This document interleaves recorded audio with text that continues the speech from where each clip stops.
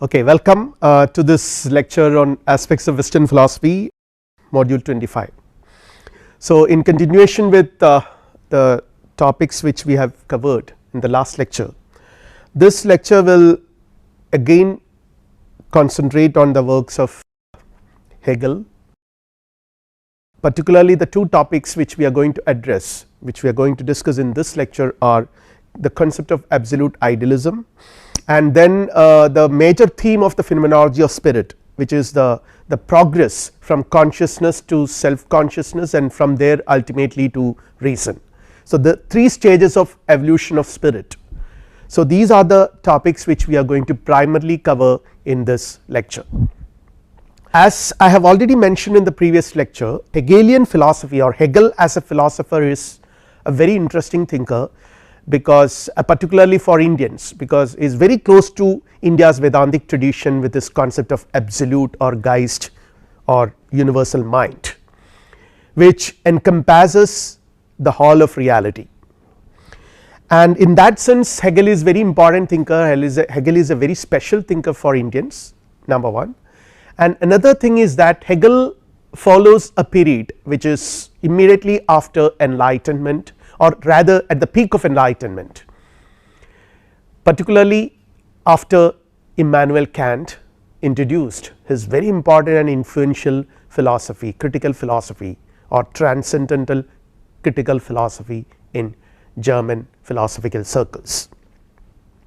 And Hegel is trying to respond to some of the concerns which Kant himself has raised or Kant himself has responded to, at the same time trying to improve upon Kant, trying to resolve certain issues which Kantian transcendental philosophy or enlightenment philosophy as such could not rather resolve.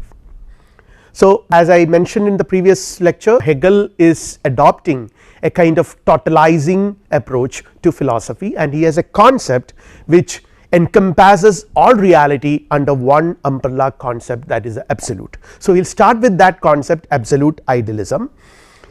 And here this is, as it is evident from an introduction to Hegel, Hegel's primary aim is to arrive at an all encompassing theory to bridge the finite with the infinite. Again we can see this as a response to enlightenment philosophy.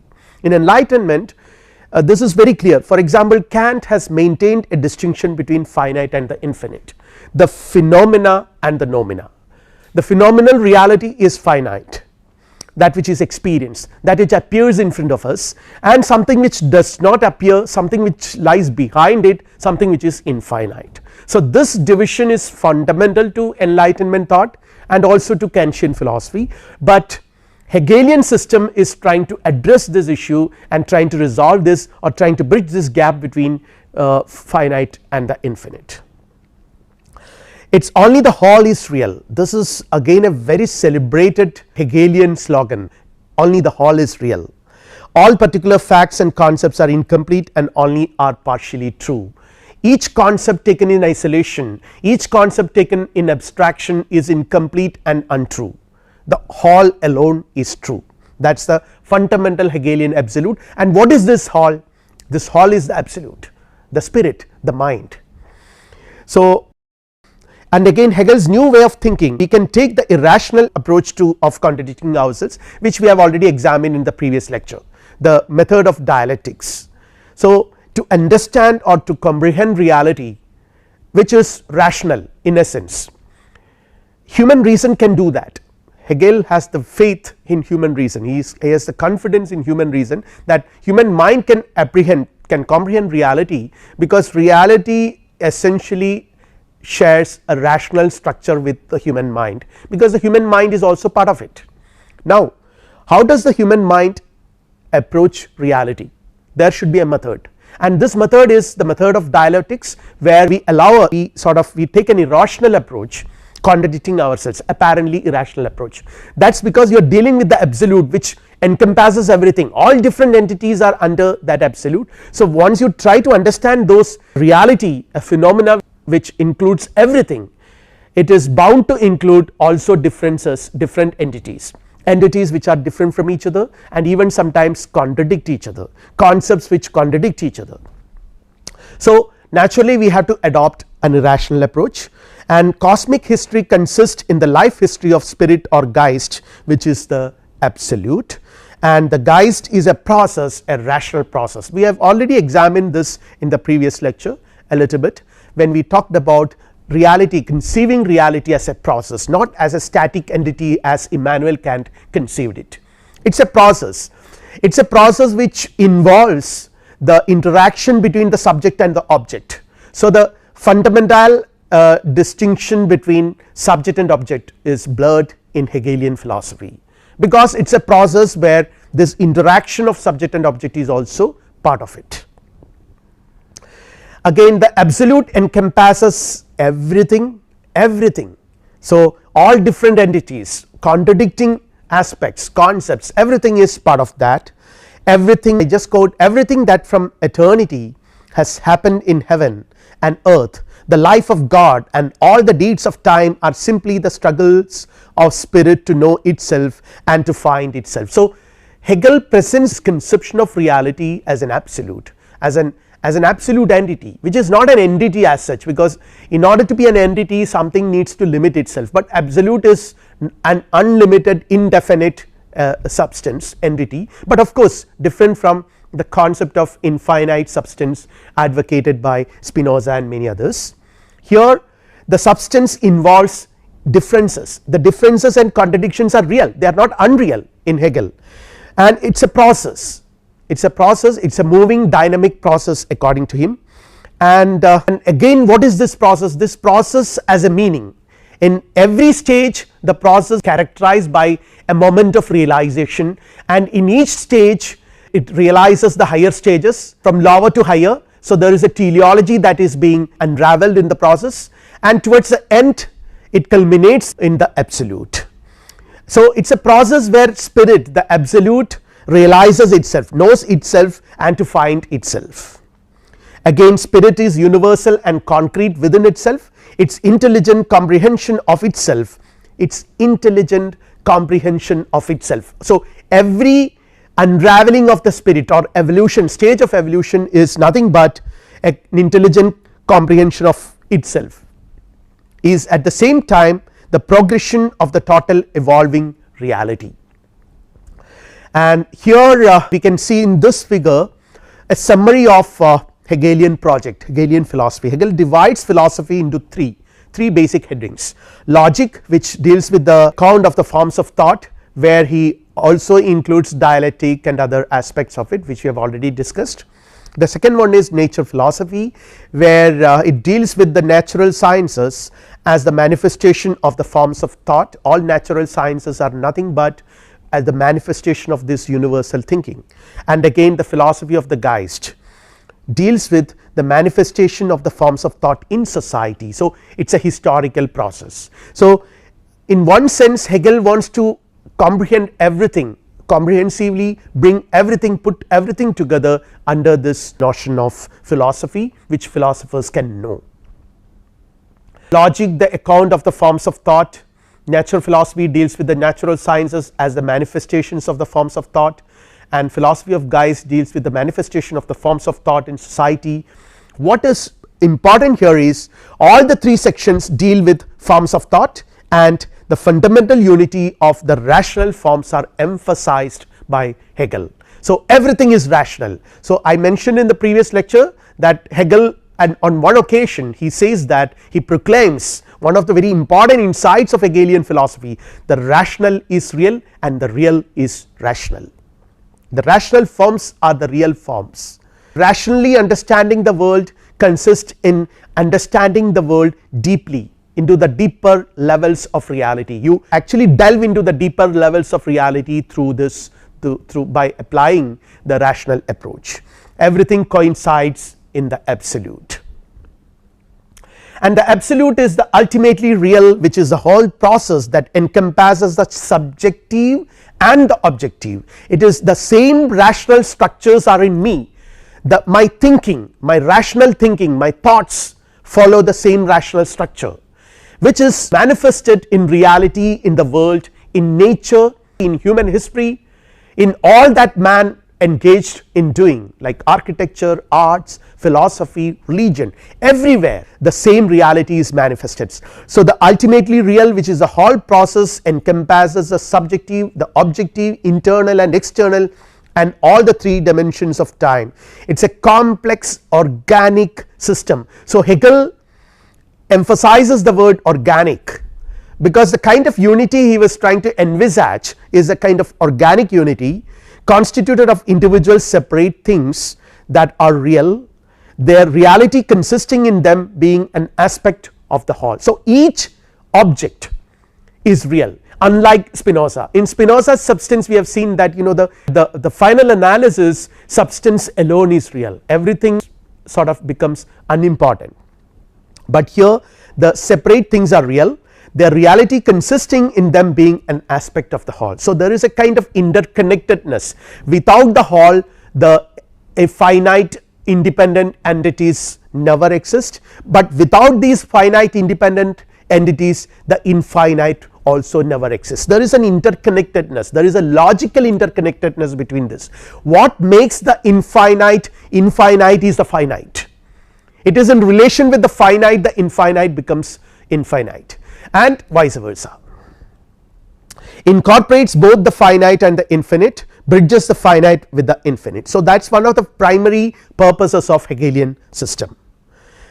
Now again, absolute idealism does not talk about the reality that appears before us, something which Kant would talk about, the phenomenal reality which appears before us, which is not thing in itself, which is not things in themselves, which is not the nominal ultimately real. The all encompassing theory of absolute idealism cannot be approached with the model of cognition advocated by enlightenment rationality. Enlightenment rationality functions on the basis of certain fundamental dichotomies between finite and infinite, between appearance and reality, something which we can never see, and all such internal and external, mind and the world. So all such sort of dichotomies are fundamental for enlightenment rationality, which Hegel cannot accept. Hegelian approach is to totalize everything, to bring everything together, comprehensive approach he adopts. Turn inward to our understanding to arrive at the true source of philosophical knowledge. So it's a kind of, in that sense it's very close to the Kantian approach. Kant also does this, he also turns inward, trying to understand what is there. I mean, gaze is on the consciousness in the Kantian philosophy as well, but Hegel refers to, or rather he goes a little further than Immanuel Kant, and our understanding to arrive at the true sources of philosophical knowledge. What is that? What is that rational structures which constitute everything? That is what his aim is. Allow contradiction to take place and reconcile them, this we have already examined, and allow the process of progress and manifest itself in thinking and reality. Now the concept of reality is it's a very interesting notion he has, which is again drastically different from the enlightenment conception, because the enlightenment conception never adopts a teleological approach. So but for Hegel, the notion of reality he advocates is governed by the principle of teleological causality and not mechanical efficient causality of the enlightenment tradition, cause effect relationship as it is explained in the enlightenment tradition, but here the emphasis is more on the interconnectedness, it is on the whole. The meaning of each stage is realized in the whole, which is the rational, which is the absolute. So there is always a notion of absolute which is not something yet to be arrived at, but it is a process. The absolute is not actually independent of these independent entities which are in a process of realizing or actualizing their potentialities, but everything put together is what constitutes the absolute. So here we can see the influence of Aristotle, a revision of the conception of rationality, and to overcome Kantian separation between noumena and phenomena, finite and infinite, internal and external, appearance and reality, all those things which I have already mentioned. So Hegelian notion of reality is a comprehensive concept which is envisaged to overcome all these fundamental dichotomies which Kantian philosophy has presupposed. Again, teleological causality, the identification of the reality as essentially spiritual, not material. Reality is essentially spiritual, and when you say reality is essentially spiritual, not material, everything, every change, every movement that takes place in nature can be conceived not merely mechanically, but containing a meaning. So, everything that happens has a meaning, because nothing is mechanical, nothing is purely mechanical, things are spiritual. So, the spiritual aspect is emphasized like Aristotle.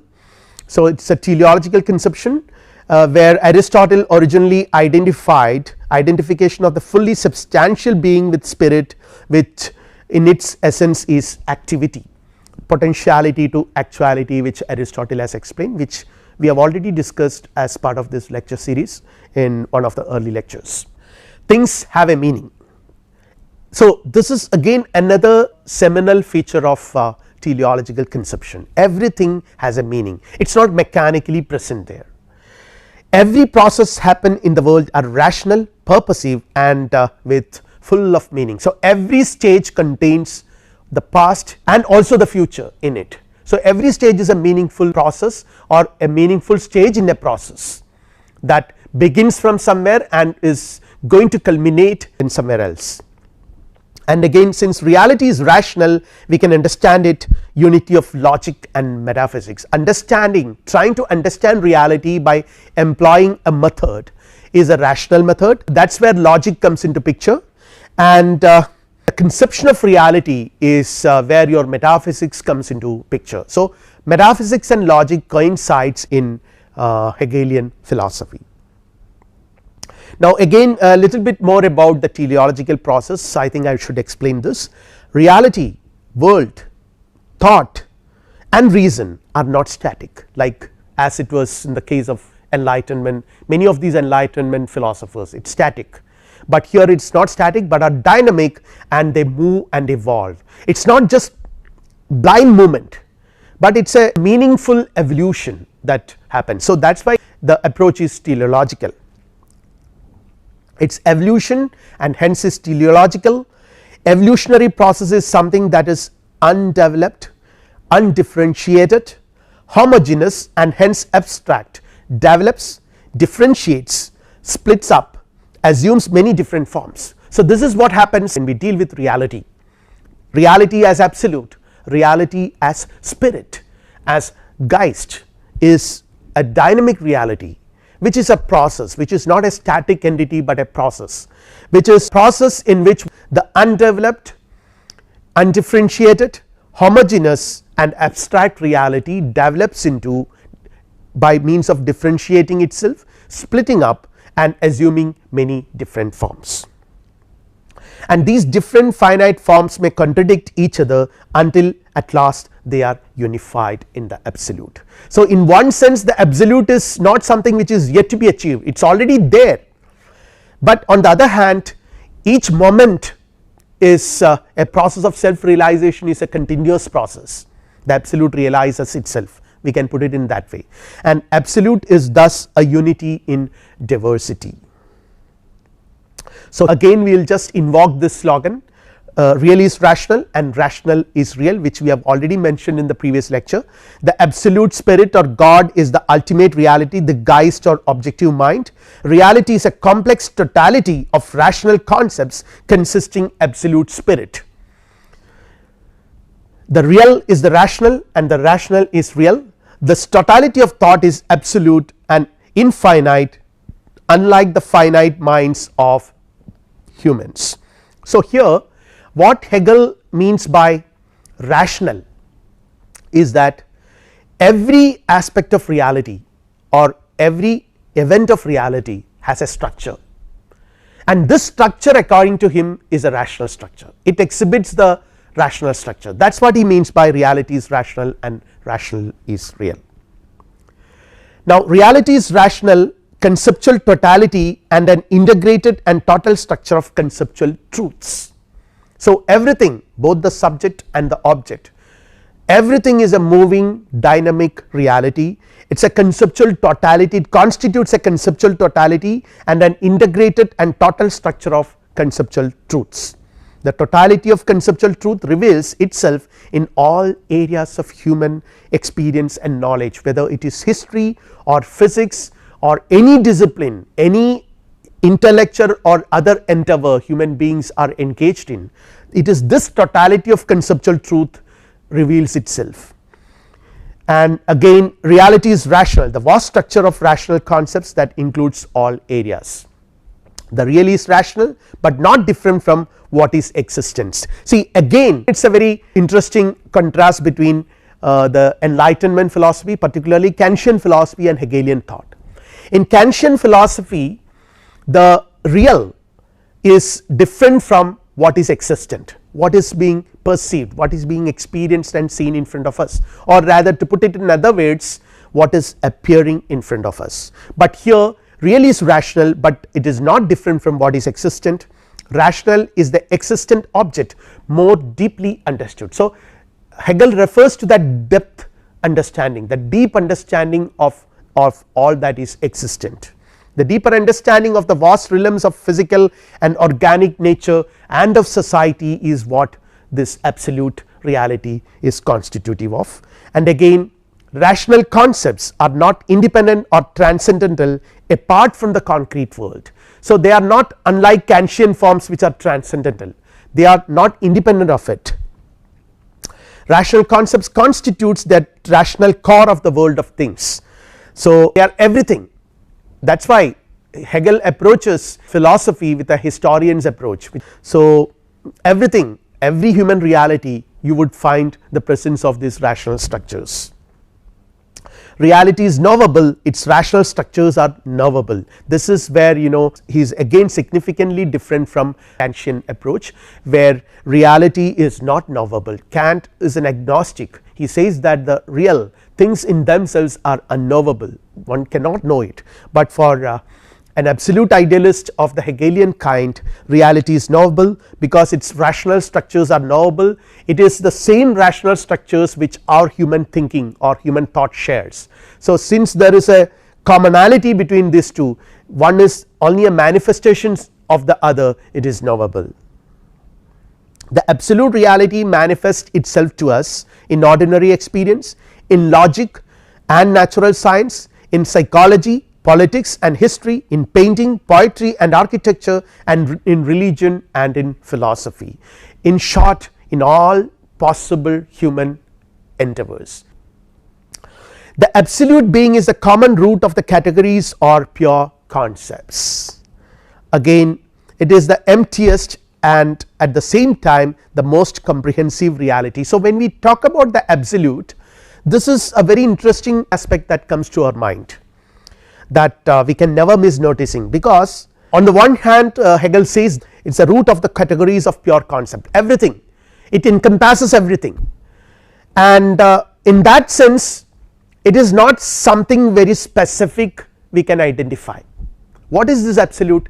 We cannot say that it is x or y, we cannot specify it, we cannot determine it, because it is indeterminate, it involves everything. Something which is everything cannot be something, something which is everything cannot be anything, because to be anything something has to be something, which means we need to determine it, it cannot be indeterminate, but here absolute is essentially indeterminate, and in that sense it is emptiest and at the same time the most comprehensive reality. The most comprehensive is bound to be empty, because in order to be something it has to be determinate.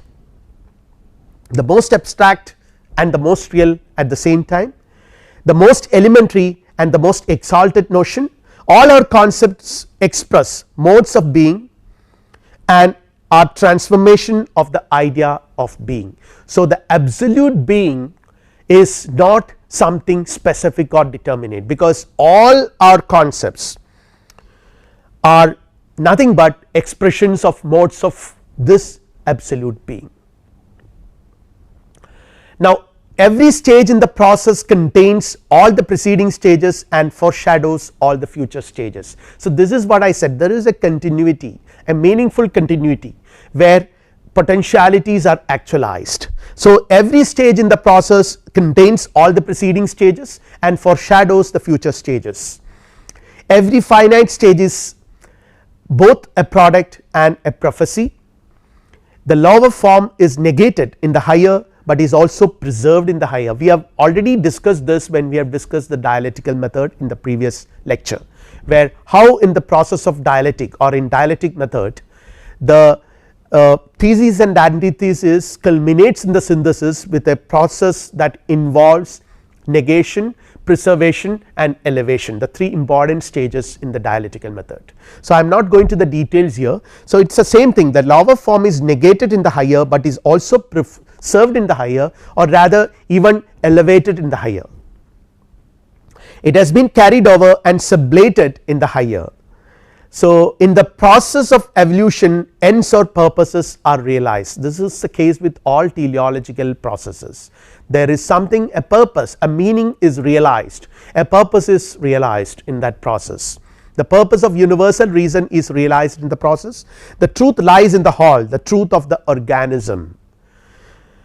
And here we can see that the false and abstract divisions of reality which philosophers often subscribe to. This is the false abstract divisions like between essence and appearance, which is very classically done by the enlightenment philosophers, inner and outer realities, substance and attribute, infinite and finite, force and its expressions, mind and matter, God and the world. So, all these are classical examples where philosophers have maintained divisions in philosophy. According to Hegel, the concept of reality includes all these things. So, these divisions are not really true, false and abstract divisions philosophers make. Reality is the whole. Once you graduate to this conception of reality into an all encompassing, all comprehending reality, then these divisions apparently do not figure in as philosophically significant in your scheme of things. The absolute in that sense is a spiritual and logical process of evolution. It is to comprehend reality we need to experience this process in ourselves. So, something which is again against the enlightenment conception, which envisages that all understanding consists in the kind of subject object relationship where the subject is posited over and against the object, looks at it dispassionately. So, this notion of subject object epistemological distinction is again cancelled in Hegel, where to comprehend reality we need to experience the process, the spiritual and logical process of evolution, which is nothing but reality. We need to experience it in us, our minds need to experience it in us, and we can do that because we also share, our thoughts share the rational structures, which is nothing but the structure of reality. By reproducing the rational necessity in all thought and in reality in our thinking by dialectic. So, something which we have already explored in the previous lecture, the process of dialogue actually does it by inventing or by encountering the contradictions. Thinking evolves rationally, moves logically, genetically and dialectically. So, thinking is not a static process, not a mechanical process which starts from one end and reaches the other end, but it is a kind of interactive process. It moves logically and rationally, but at the same time genetically and dialectically. So, in that way it is interactive, it is historical, it is a process. And again the absolute of Geist is the creative logos or reason. It contains in it the entire logical dialectical process which unfolds itself in the world. All the laws of its evolution are outlined in the absolute and hence find expression in the form of objective existence. So, the laws of its evolution, the process of evolution, the process of the evolution of the absolute, which is nothing but the world is. Everything that happens in this world, everything that goes on in this world is nothing but a part of this process of the evolution of the world, which is nothing but an evolution of the absolute or the process that is absolute. So, the evolution is outlined in the absolute and hence find expression in the form of objective existence. So, whatever exists, things or processes or events are nothing but manifestations of this process which is absolute. And in this context, very interesting to see what is God. God is not separate from the world. God is the living and moving reason of the world. God reveals himself in the world in nature and in history. Nature and history are necessary stages in the evolution of God into self consciousness, and again God and world are not eternally separated as conceived by enlightenment reason. So the concept of absolute even encompasses this concept. So in one sense we can say that this absolute is God. So in that sense God and the world are not really separate from each other. So the world is also part of that process which absolute is, but God is not absorbed in the world, nor the world is absorbed in God. God cannot be without creating a world and without knowing himself in his other, the dialectic, and absolute is unity of opposition. So before we conclude our lecture on this is an interesting aspect which would actually take us to the next topic, the phenomenology of the mind or the phenomenology of the spirit, the relationship between world, God and the human mind. So again, as Hegelian totalizing philosophy emphasizes, they cannot be different from each other, at the same time they are different. So it is unity in difference in one sense, because the absolute involves everything, but at the same time different things maintain their differences, their unique identities. These unique identities, these differences, these dichotomies and these contradictions are not final, they can be resolved and move on. Only by resolving these differences and dichotomies the process can move on to higher stages. Moving to higher stages is extremely important for Hegelian philosophy, because ultimately the unity needs to be attained. So human mind is not a mere inferior dependent entity as it is conceived in many other philosophical traditions. Here the interesting aspect is that the divine idea is enriched by its self expression in nature and history and rises through them to self consciousness, and the absolute thinks itself in its object. It comes to know its own essence only in evolution, and this happens only in man. So this is the interesting aspect of the interrelationship between God, world and human mind. The divine idea is enriched by its self expressions in nature and history and rises through them to self consciousness. So it is a process that goes on and on to higher and higher levels of self consciousness. The absolute, the process is where the absolute thinking itself in its objects.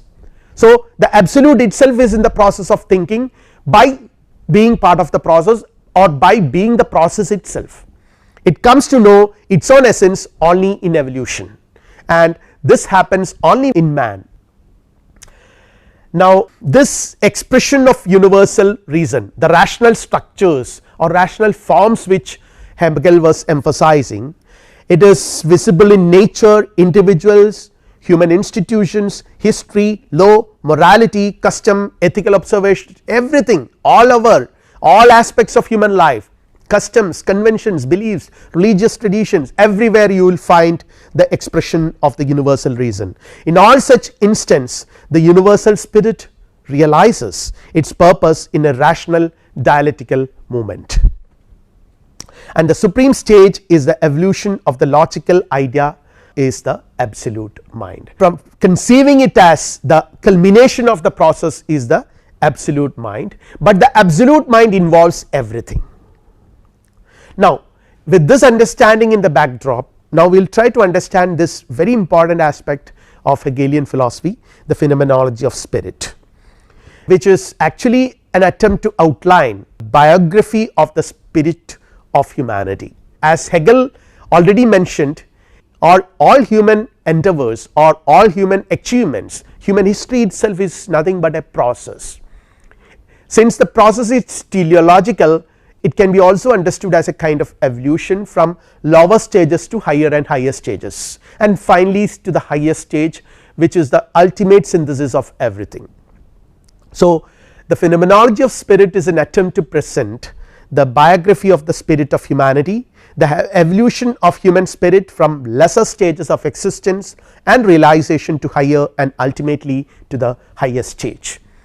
The phenomenology is important as only in the mind of man one comes to know its own evolution, the absolute comes to know, or even God comes to know its own evolution. and to describe a history of consciousness. So, what is phenomenology? See, when we try to understand our mind alone, when we conduct an examination of a study of mind, we call it psychology, but mind is an entity which comes into contact with objects in the world, or the entire world mind is in contact with.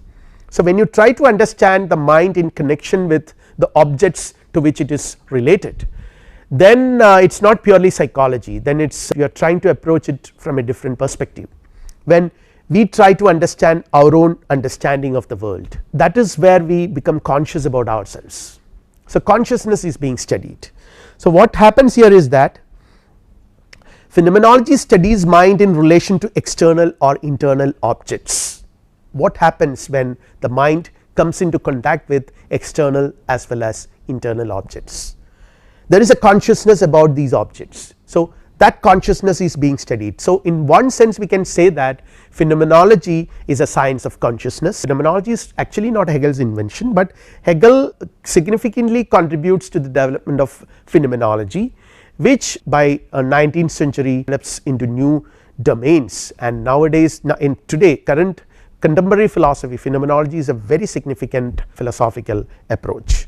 But the Hegelian sense, it consists of three main parts corresponding with the three main phases of consciousness. The three main phases of consciousness are: one is consciousness, where you are just conscious of something. See, I am conscious of this chair in front of me, or a camera in front of me, or various other things in front of me, just a kind of consciousness about something which is there present.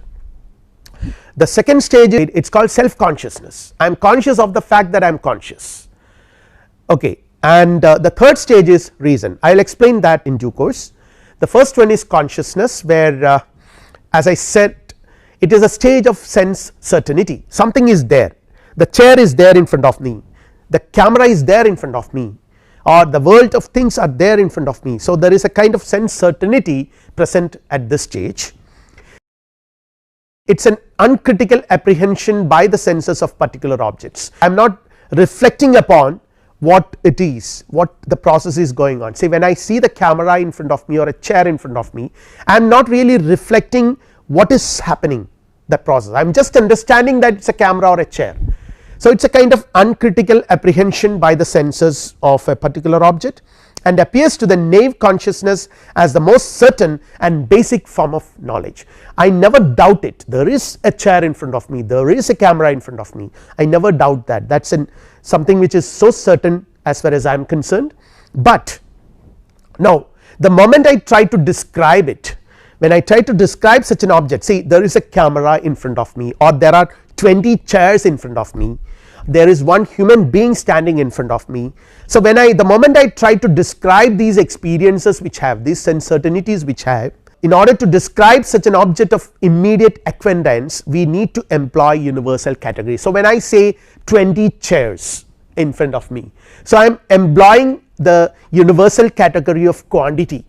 20 is a universal, it is nothing very peculiar to these chairs here, it is a universal. I can even say 20 human beings, or 20 days, 20 hours. So, all these are, I mean, I am employing a universal category of quantity, which is very Kantian in that sense.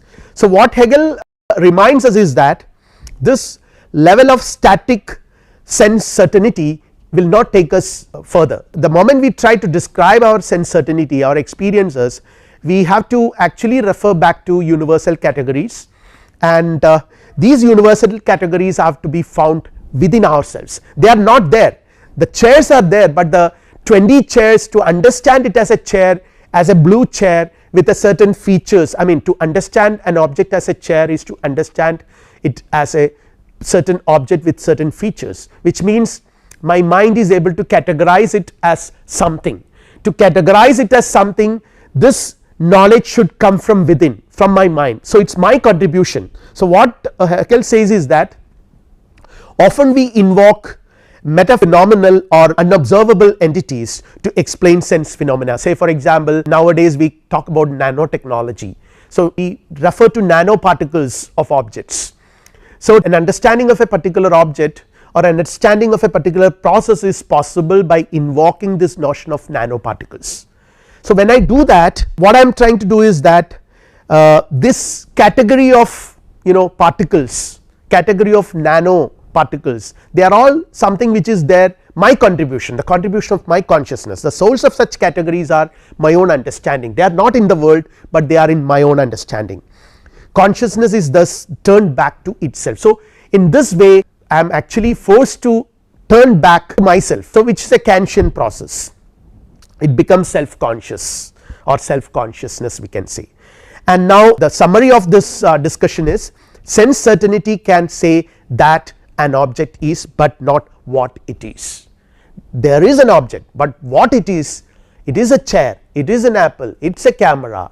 So all such categorizations are done by me, they are my contribution.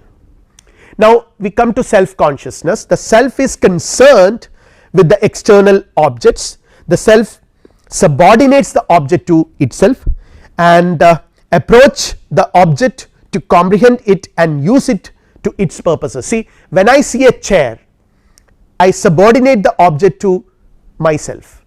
It is a chair, it is something which I can use for serving my own purposes. I would rather use the word I objectify it, everything in front of me I objectify it, I have a use with it, I can appropriate it, tries to appropriate it and consume it. Okay, so I am using it for my own purposes, it is an object for me, I distinguish myself from that object is only an object while I am a subject, I am a self. Now as far as chairs and tables and cameras are concerned, this is all right, this approach is fundamentally all right, there is absolutely no problem in it.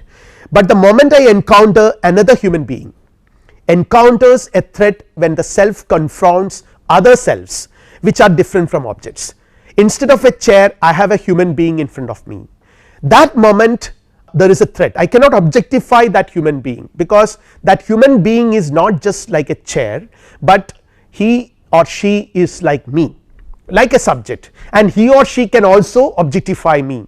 So if I want to assert my own selfhood, my own distinguished identity as a self, as a subject and not just a mere object, then I will have to make him or her an object. So my attempt to objectify him, I will definitely attempt to objectify him, but the problem is that if I try to objectify him, then the possibility that he would also try to objectify me is actually posing a threat to my own existence. So the recognition and the realization that the world is constitutive of subjects like me and not just objects like chairs and tables, that poses a threat to my own existence. So that is where the second stage encounters a kind of what you call dilemma or a kind of crisis in its existence. Encountering the other self, the self feels a desire to cancel out or annihilate the other self as a means to assert its own selfhood.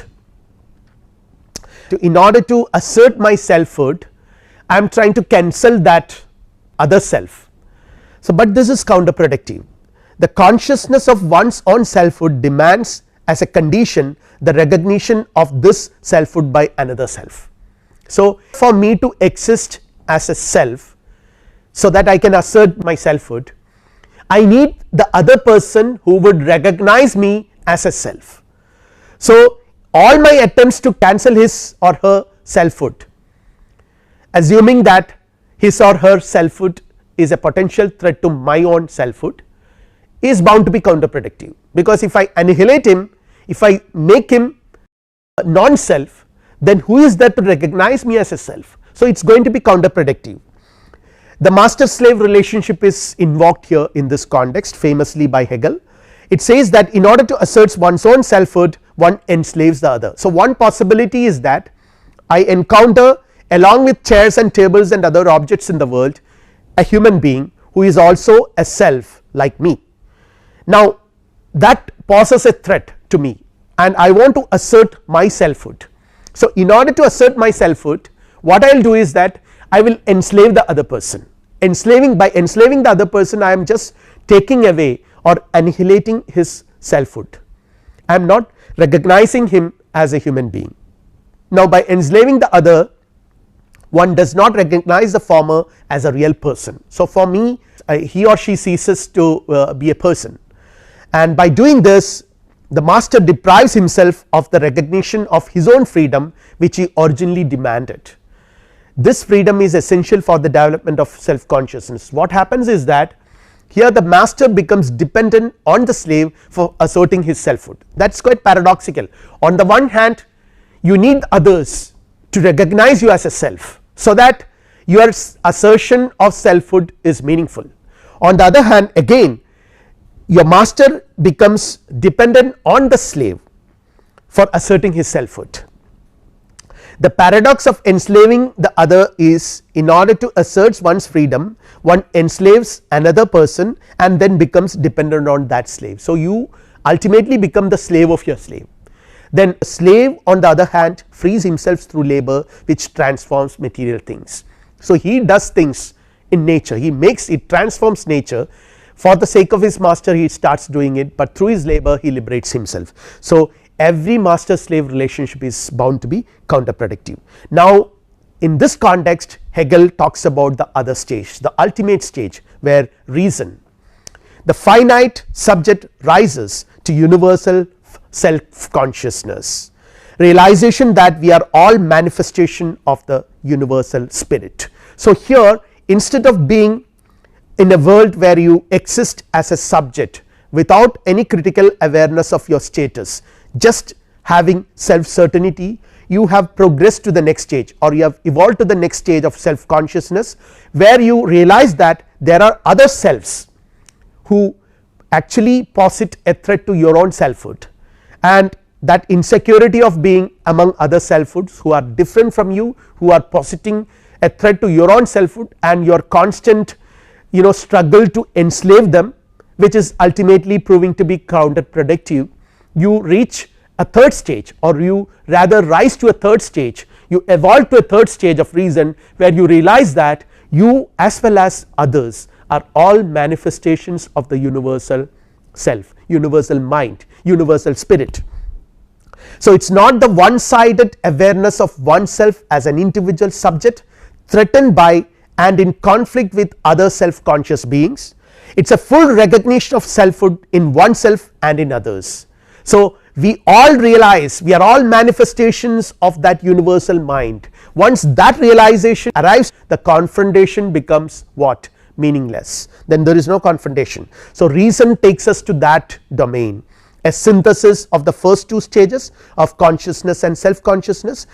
Consciousness is where subject is aware of the sensible object as something external and heterogeneous to itself.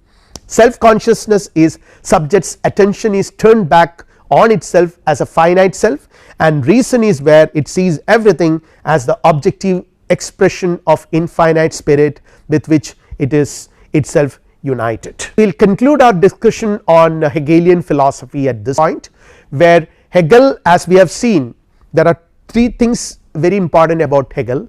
One is that his conception of reality, he never conceives reality as independent of the subject or the knower of reality. So there is no strict epistemological split between subject and object, which is so cardinal for enlightenment philosophy.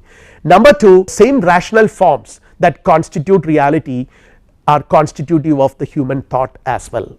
So in one sense the human thought can understand, can comprehend reality, because they share the same universal rational forms.